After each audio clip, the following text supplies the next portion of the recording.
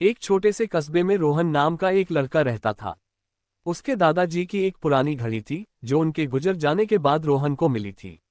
ये घड़ी बेहद पुरानी थी, उसकी सुइयां भी धीमे धीमे चलती थीं, लेकिन दादाजी इसे बहुत संभाल कर रखते थे। एक दिन रोहन के दोस्तों ने उसे उस घड़ी को बेचने का सुझाव दिया ताकि वो कुछ पैसे कमा सके, लेकिन रोहन ने सोचा कि क्यों न पहले ये जानने की कोशिश की जाए कि दादाजी इस घड़ी को इतना संभाल कर क्यों रखते थे।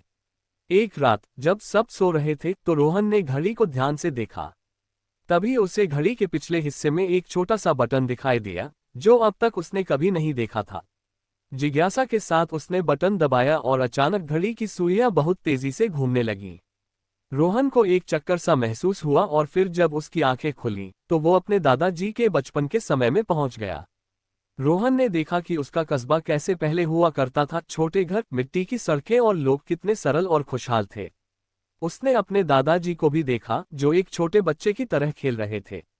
वो समझ गया कि दादाजी की ये घड़ी किसी आम घड़ी से अलग थी, ये समय में यात्रा करवा सकती थी। कुछ देर बाद घड़ी की सुइयां फिर घूमने लगी और रोहन वापस अपने समय में लौट आया।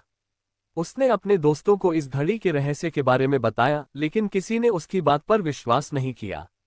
तब से रोहन ने इस घड़ी को अपने पास संभाल कर रखना शुरू कर दिया, ये जानते हुए कि ये कोई आम घड़ी नहीं है, बल्कि उसकी दादाजी की अमूल्य विरासत और उनके बचपन की यादों का